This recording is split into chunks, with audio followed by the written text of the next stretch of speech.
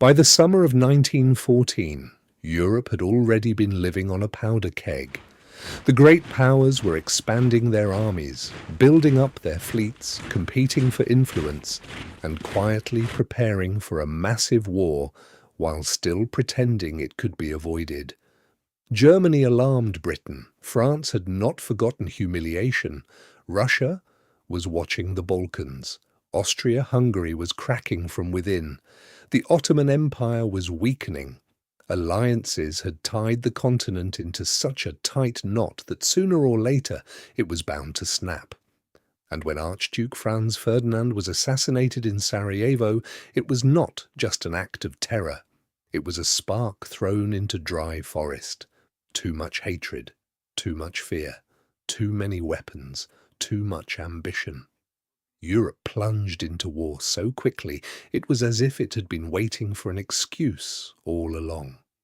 At first, many believed it would end quickly. A few months, one decisive blow, a victorious march, a return home to music and celebration.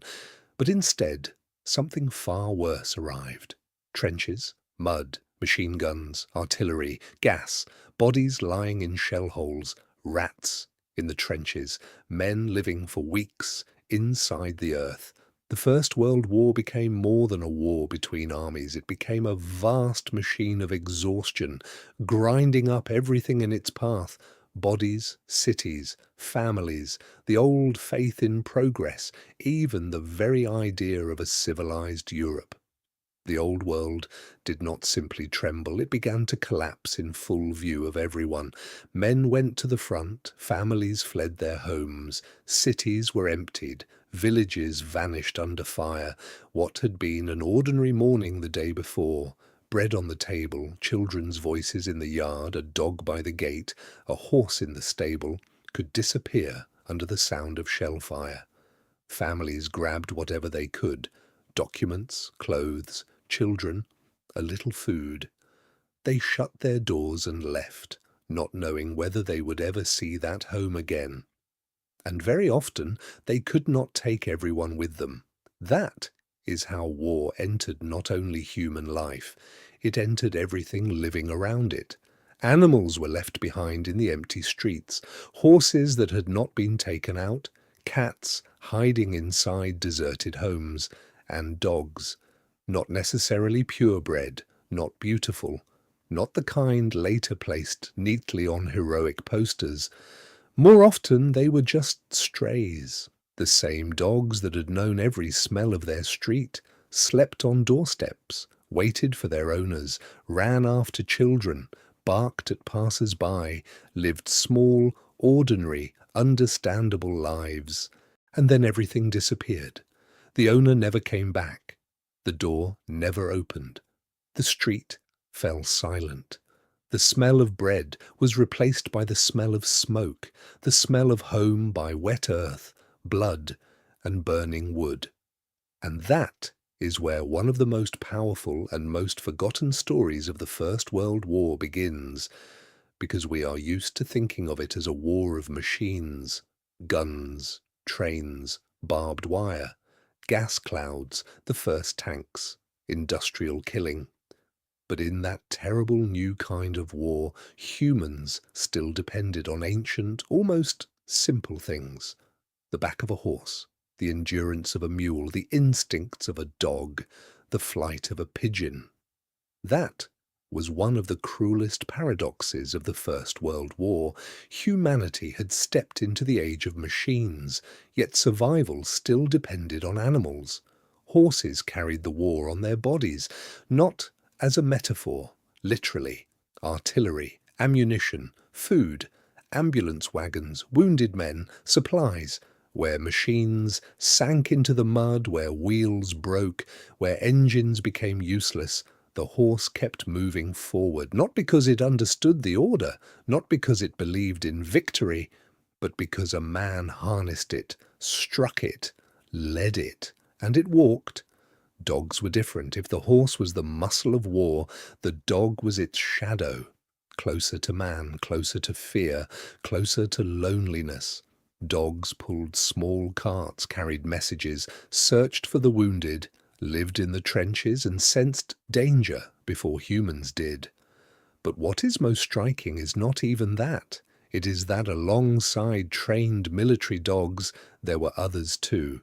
Ownerless, mixed breed, yesterday's street dogs, mutts. Picture it, a ruined village, rain, a muddy road, empty windows, a broken fence, soldiers moving through the silence, and somewhere off to the side stands a dog, thin, alert, silent.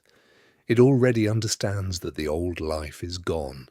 It does not know who these men are. It does not know whether it is safe to go near them. At first, it only watches. Then someone throws it a piece of bread. Then someone says, "Come here." Then it starts following them. Then it sleeps near their position. Then it learns the sound of their footsteps. And then it is given a name. That is how, in war, a stranger became one of your own, and perhaps that is one of the most human scenes in this entire inhuman slaughter, because an ordinary soldier and an ordinary stray dog suddenly had more in common than it might seem.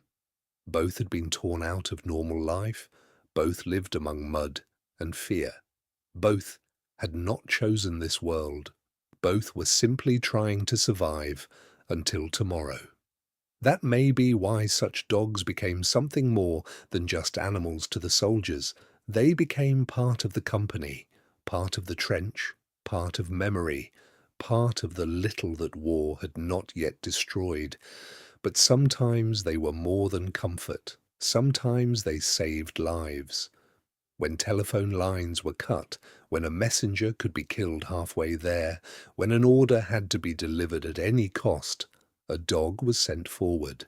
It ran lower to the ground, faster than a man, through barbed wire, mud, shell holes, smoke, and fire. A small living creature did what, at times, technology could not do. There were also dogs that searched for the wounded. After battle, men were left between the lines, still alive, but nearly lost. In darkness, in fog, among shell craters and bodies, a dog could find a human being where the human eye could no longer see anything at all. It searched by scent, by movement, by instinct, and that is what makes this so haunting.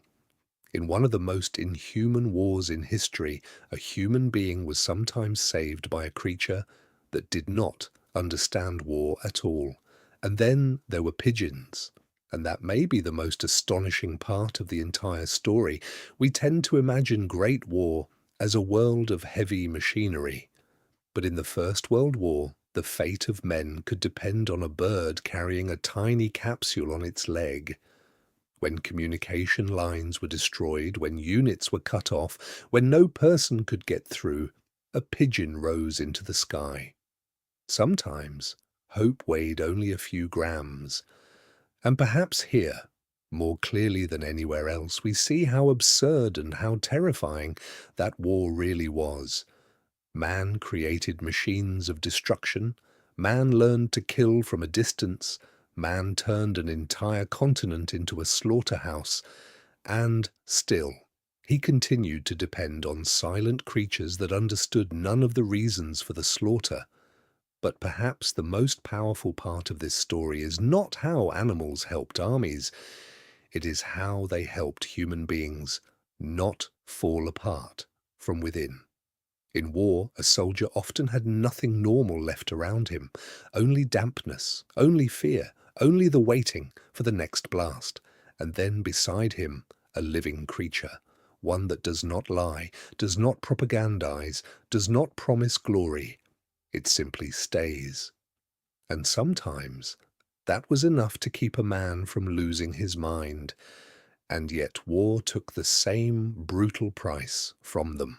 They died, collapsed from exhaustion, drowned in mud, were wounded, suffocated, went under fire, pulled, searched, carried, waited, though they had chosen neither the side nor the war itself. And that is one of the darkest truths of the First World War. It was a war made by humans, but humans were not the only ones who paid for it.